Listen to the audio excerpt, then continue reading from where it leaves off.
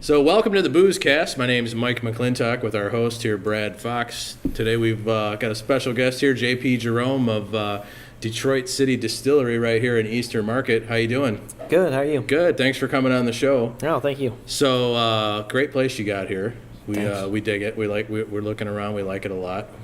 How does one figure out how to start? Because I want to. How does one? Yeah, we're stealing all your business secrets. Oh, okay. So if you would speak into the microphones, so we can steal your. It's part of the startup community here in Detroit. How does one actually get into the distillery business? There's a lot going on here. Yes, I got my start in this business as my first job out of college, being at a brewing company at Bell's Brewery. Okay. So I learned a Great beer. They bit have- about they have making very good really beers. good beer, right? So then that's sort of the first step to making whiskey, is to make something that resembles beer.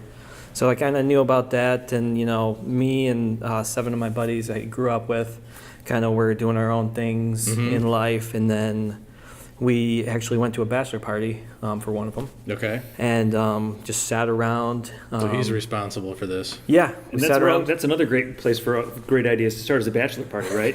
Right. It's unfiltered thinking. It's totally unfiltered. So we went there, and we were talking about starting a business, talking about starting a brewery, actually, because that's my background. But then we decided, maybe to take it to a new level, something newer, and to start a distillery. Okay. And I knew a little bit about it, and I learned a little bit about it at Michigan State. They had a short-lived distilling program. Okay. I didn't know that. That's Yep. interesting. So got my feet wet there, Nobody ever and then drinks and then we sort of we leased this space, and then it was So what is go about time. this space? This has got to be a lot of history here. Yeah, it was originally built early 1900s Okay. to be a slaughterhouse, Right. which is still what some of our neighbors are here in Eastern Market.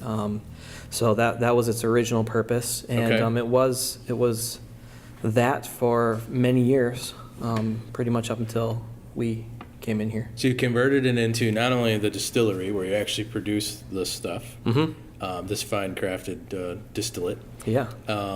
but it's also a tasting room. So Right. people can come down to Eastern Market, come in here when you're open, and they Yep. can taste it right here. And they Yep. can make you a craft cocktail out of it. You can just drink it straight. Yep. We can make. Yeah, you can drink it straight, obviously, or on the rocks. We can make amazing cocktails. We have a full menu of original cocktails and the classics, old fashioned, Sazerac, and whatnot. Yep. And we also give free samples on certain days. All right. If you want What to did sample you and say? then buy a bottle. Free You had me at samples. free samples. I'm not sure what day that is, but I'm not busy that day. as it Yeah, turns so, out. yeah, Saturday market. So the busiest day of the week for us. We set this bar up actually right here and do sample tastings, and people can buy bottles and then go drink more at home.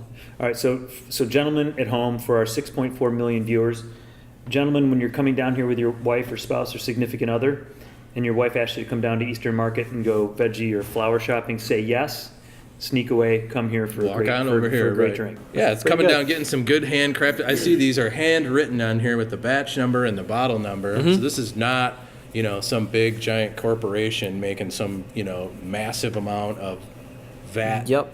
of stuff. This is handcrafted, Detroit, in your face, made right here. Yep. Back in the back right there. Yeah. Is the still itself. Right. So what goes into making something like this? You've got some rye sitting here, and you've got what's the famous one now? Is that the butcher's cut?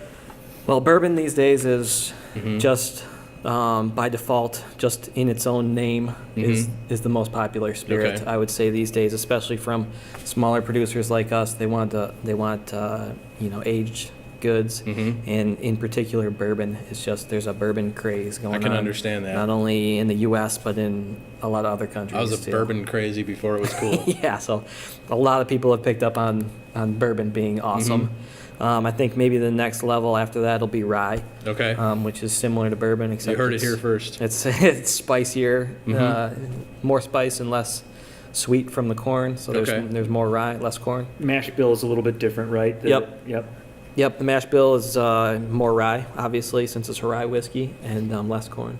Yeah, so bourbon by definition has to be 51% corn. Is that right? Yep. I'm nerdy enough, so I'm kind of conversational but not fluent. But So bourbon, by definition, has to be 51% corn. So rye would be less corn and Yep. more rye. So rye has that kind of spicier Yep. tone to it, if you will. Yeah, so rye has to be 51% or more rye. Okay, dig it. Oh, okay. Yep. Look at the big brain on Brad. Yeah. Yep. Always. Can you smell the Always. wood burning? Yeah, pretty much. So you call it butcher's cut. What's the story behind that? Butcher's Cut pays homage to my grandfather, who was a butcher. After World War II, he came back to this area, and he was a butcher in slaughterhouses in and around Eastern Market. Just like this. That was his career. That he never did anything else really.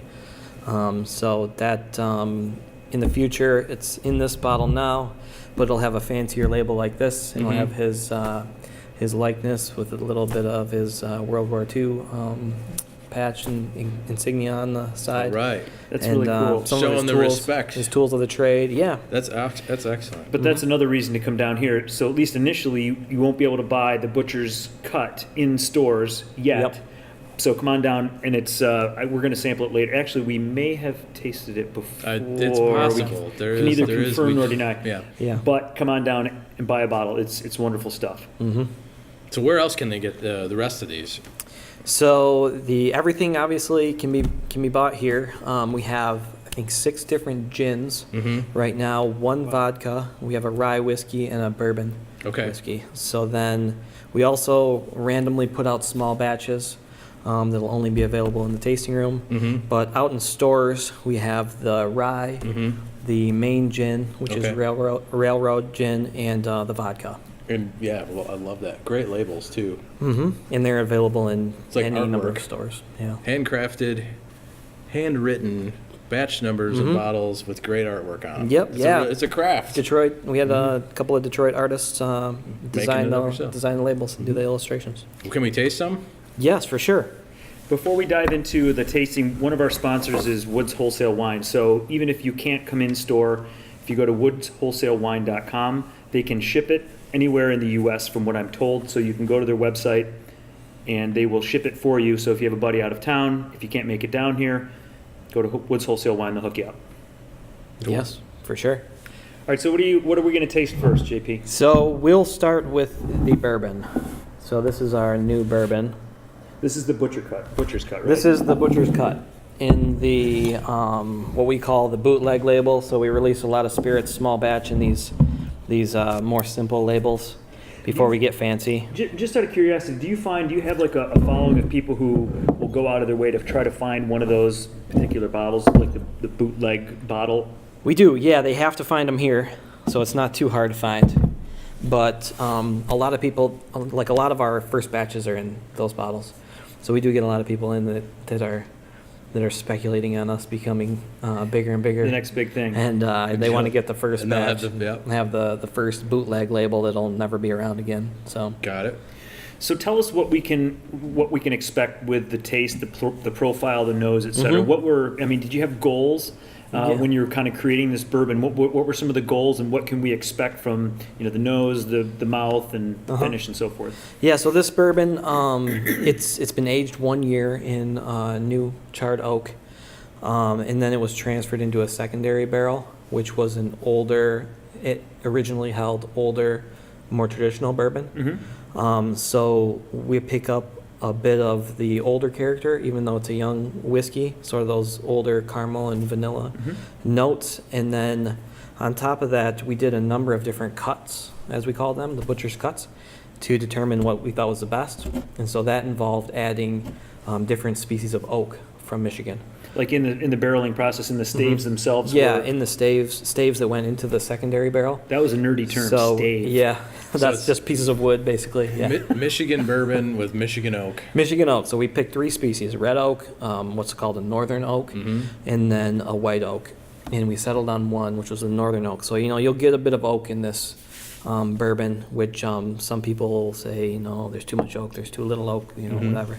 So you'll pick that up, but that's sort of part of our character. We went and got oak from a mill, Right. in the middle of the state. So we want to taste it. Smells like So Michigan. on that note, I know we're all dying to dive in here, but do you have a cooper? So you pick out the staves, you pick out the wood, and then do you have a cooper, a barrel maker that does that, takes all those staves and the wood that you've selected So, and put them together? Or what is, not right now. So the cooperages are it's highly specialized, like these old traditional skills. So there's actually not a lot of people that do such a thing and make barrels successfully. So for this experiment, we actually just took the staves and added them into a barrel that's already whole. So Oh, it was like dig an it. additional that's pretty cool. wood that went in to the cool. secondary barrel. All right, well, let's dive in. Yeah, for sure. So then, the other characteristic of this bourbon is that from that northern oak, people get sort of like a smooth, like butterscotch flavor. A lot of people pick up on like a buttery character to Yep. this bourbon.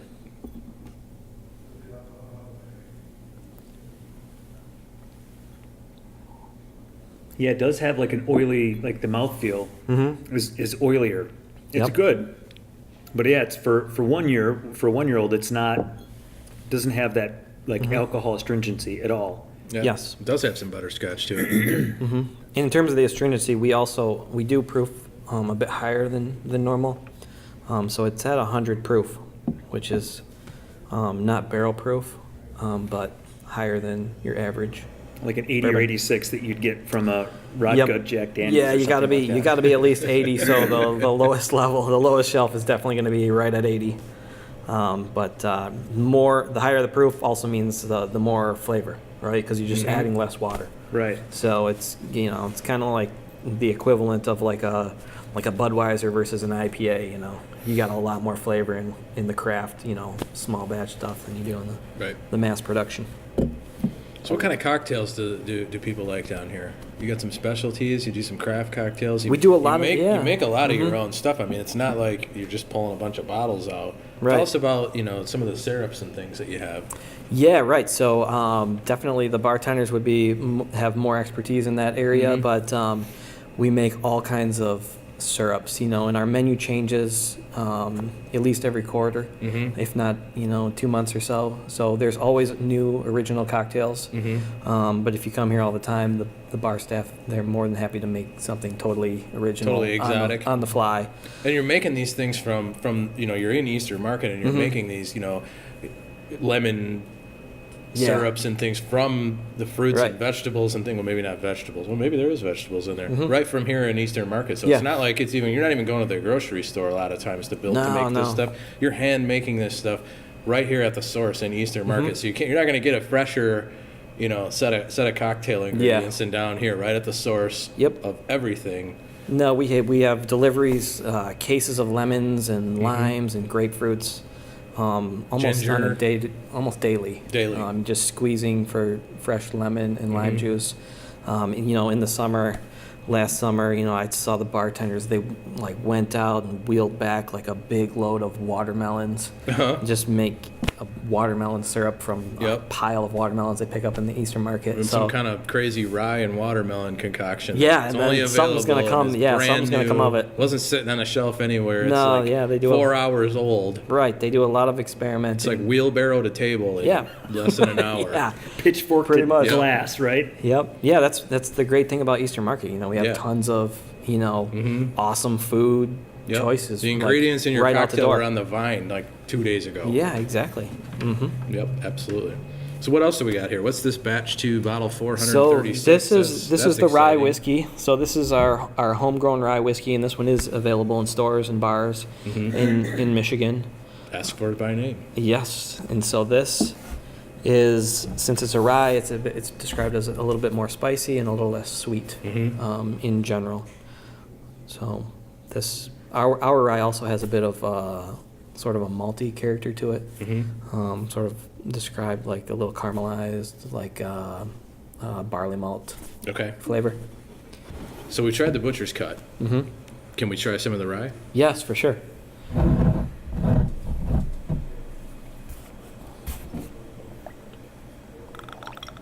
So how long do you age your rye? We age our rye for 9 months. And so, in general, we age our rye a little bit less. Part of the reason, I'm kidding. pour as much as you want. He's not kidding. So, He just drinks it right out of the bottle. part of the part of the glory of rye is it has a spicy grain character. So, you know, you want to maintain that and not just have it be overwhelmed with oak. So aging it for less time, you actually do get a lot of the grain flavor. And, you know, the way we distill, it's not real harsh, just like you tried the bourbon. Wow, I mean, just the nose is so much different. And you can it's definitely spicier. It doesn't have a sweet or caramely type of smell. I'll just get to drinking. It's soft. Yeah, wow. It's got a very different finish also Oh than my the gosh, yes. Wow. than the bourbon. That's a really good finish on there. Yeah, so actually, since I met you guys last time, we actually we entered these guys in the big craft cocktail or craft spirit competition that happens each year in the U.S., the American Distilling Institute. Where does that happen? We need to do an episode, I think. Yeah, that happened. It depends. It's a different city every year. So it was in San Diego this year. So the bourbon actually won best of its category. Really? Bourbon category, 1 to 2 Excellent. year Holy cow. age. And what's the category? The bourbon Yep. aged 1 to 2 years. The young bourbons? Yep, 1 to 2. And so that's It bourbon. won? Bourbon, yeah, it won. So bourbon is definitely one of the hardest categories to win. Right, because right. 'Cause there's- everybody there's- wants to have a great bourbon. There's so right? many of them, just in the last couple of years. I used to be Scotch guy, and I've switched over to ryes and bourbons, primarily bourbons, but there's so many of them. Yeah. And so that's amazing because you go through, like, there's apps and stuff where people are rating bourbons in any category, I suppose, but there's so many bourbons you have to break through. Yeah. That's pretty amazing. Yep. So congratulations. Yeah, we felt Congratulations. very That's great. very good about that. The rye actually did pretty well too, and took a bronze this year. So we felt pretty good about our whiskeys. That's fantastic. Well, that's great. Well, thanks for coming on the show. Yeah, Really thank you. appreciate it. And best of luck to you. Thank you. Come on down to Detroit City Distilling.